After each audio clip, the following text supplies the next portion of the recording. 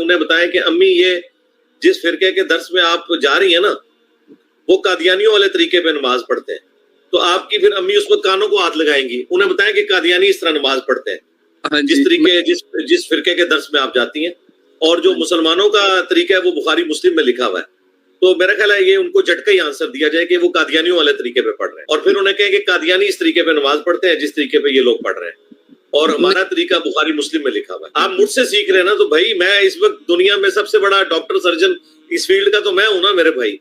تو فیلڈ کے ایکسپرٹ سے پوچھیں نا، ان کو بتائیں کہ امی آپ قیامت والے دن قادیانیوں والے طریقے پہ نماز کے ساتھ اٹھنا چاہتی ہیں یا وہ طریقے پہ جو بخاری مسلم میں لکھا ہے؟ تو وہ خود کہیں گی بخاری مسلم والے.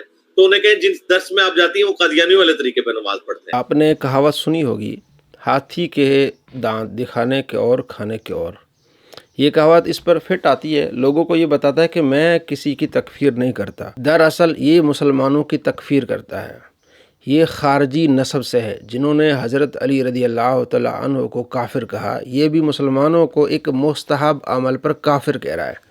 قادیانیوں کو طریقہ، قادیانی رکوع نہیں کرتے، سجدہ نہیں کرتے، پھر تیری نماز بھی قادیانی والی. نہیں، وہ رفع الیدین نہیں کرتے. رفع الیدین ایک مستحب عمل ہے، جو کرتے ہیں ان کے نزدیک مستحب ہے. آپ اس کی پیاری ایپ کھول کے دیکھیں، ترمذی میں 257 نمبر روایت ہے. حضرت عبداللہ بن مسعود رضی اللہ تعالیٰ کہتے ہیں کہ آؤ میں تمہیں نبی صلی اللہ تعالیٰ علیہ وآلہ وسلم کی نماز کا طریقہ سکھاتا ہوں. انہوں نے نماز کا طریقہ سکھایا، اللہ اکبر کہا، پہلی مرتبہ ہاتھ اٹھایا، اس کے بعد ہاتھ نہیں اٹھائے. امام ترمذی کہتے ہیں یہ حسن حدیث ہے، اور البانی کہتے ہیں یہ صحیح حدیث ہے. آگے امام ترمذی کہتے ہیں کہ ایک سے زیادہ اہل علم صحابہ، تابعین، اہل کوفہ اور سفیان ثوری یہ کہتے ہیں کہ ہاں پہلی مرتبہ رفع الیدین ہے، بعد میں رفع الیدین نہیں ہے. ابن مسعود کی نماز قادیانی والی نماز ہے، اور صحابہ جو کہتے ہیں ہاں بالکل یہی بات ہے، یعنی کہ پہلا رفع الیدین ہے بعد والا رفع الیدین نہیں ہے، تو کیا وہ قادیانی والی نماز پڑھتے تھے؟ نعوذ باللہ من ذالک. سورہ مائدہ میں اللہ تبارک و تعالی فرمایا آیت نمبر 8 کہ وَلَا يَجْرِمَنَّكُمْ شَنَآنُ قَوْمٍ، ایسا نہ ہو کہ کسی قوم کی دشمنی میں تم عدل والا راستہ چھوڑ دو. اعدلوا، عدل کرو. تو یہ تو لوگوں کو کہتا ہے جناب علی میں تو ٹروتھ لور ہوں. تو کیسا ٹروتھ لور ہے؟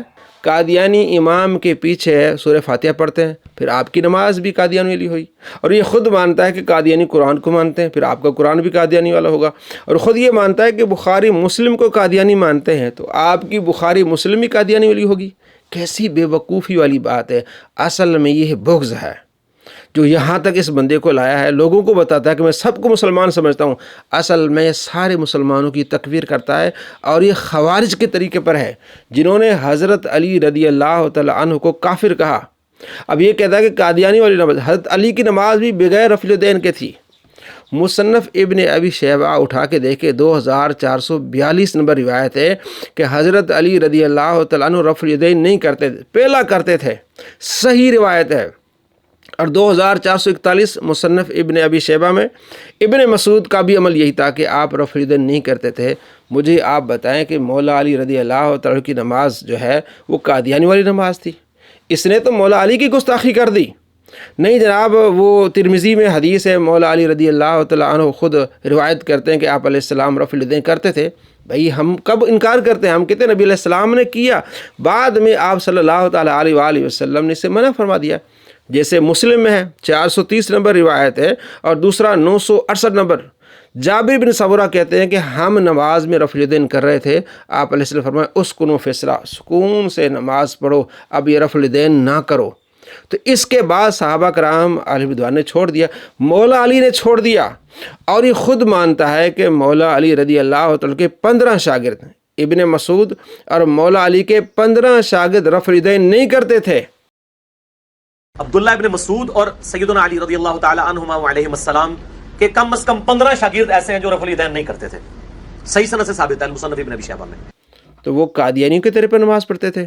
مجھے آپ بتائیں کہ یہ کہتا ہے کہ میرے جو شاگرد ہیں 10 مبشرہ ہیں، 4 یار ہیں، میرے سے محبت کرتے ہیں، تو 15 شاگرد حضرت علی سے محبت نہیں کریں گے، نفرت کریں گے؟ تو حضرت علی رضی اللہ تعالیٰ کے 15 شاگرد، مصنف ابن ابی شیبہ میں حدیث ہے، اور حدیث ہے 2446. کہ ان کے شاگرد رفع الیدین نہیں کرتے تھے، اور اس نے ان پر یہ الزام لگایا ہے کہ جناب علی سستی کی وجہ سے نہیں کرتے تھے۔ تو میں نے اس کا یہ ٹروتھ ریویل کیا کہ بیسیکلی انہوں نے سستی کی ہے۔ جناب رفع الیدین کرنا کتنا بڑا مشکل کام ہے کہ سستی کی وجہ سے رفع الیدین نہیں کرتے تھے، تو رفع الیدین منسوخ ہو چکا تھا ہمارے نزدیک، جو ہمارے پاس دلائل ہیں کہ منسوخ ہے۔ اور امام مالک رحمۃ اللہ علیہ کہتے ہیں کہ یہ مکروہ ہے۔ تو امام مالک جو ہے وہ قادیانی کے طریقے نماز پڑھتے تھے۔ جتنے مالکی، میری اس پر ویڈیو ہے مالکیوں کی نماز کا طریقہ، اس میں نے ویڈیو بھی دکھائی ہے مالکیوں کی، وہ نماز پڑھتے ہیں تو رفع الیدین نہیں کرتے۔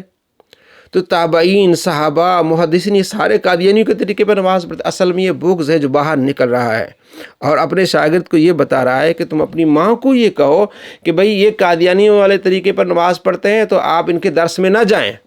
اپنے اصول کی خلاف ورزی، یہ سالوں سے راگ الاپ رہا ہے کہ جناب سب کو سنیں، سب کے درس میں جائیں، لیکن جب اس کا شاگرد اس کو کہتا ہے کہ جناب علی میری ماں جاتی ہے، تو کہتے ہیں اس کو منع کریں، اس کو اس طرح سمجھائیں کہ ان کی نماز کا جو طریقہ ہے وہ قادیانی والا ہے۔ تم نے مرنے قیامت میں جب اٹھنا ہے تو کون سے طریقے پر اٹھنا ہے؟ مسلمانوں کے طریقے پر اٹھنا ہے یا قادیانیوں کے طریقے پر اٹھنا ہے؟ یعنی ایک جو کرتے ہیں وہ اس کو مستحب سمجھتے ہیں، تو مستحب عمل پر اتنی لڑائی کرنا کہ جناب علی کفر تک لے جانا قادیانی والے طریقے پر، اصل میں یہ خود قادیانی کو سپورٹر ہے۔ میری اس پر کافی سارے ویڈیوز ہیں۔ یہ کہتا ہے کہ جناب دیکھیں اہل کتاب کے ساتھ آپ نکاح کر سکتے ہیں، قرآن پاک میں سورہ مائدہ میں پہلے رکو میں، تو جناب علی قادیانی تو اس سے بہتر ہیں، ان سے نکاح بھی کیا جا سکتا ہے، ان کے ساتھ کھانا پینا اور سارا کچھ کیا جا سکتا ہے۔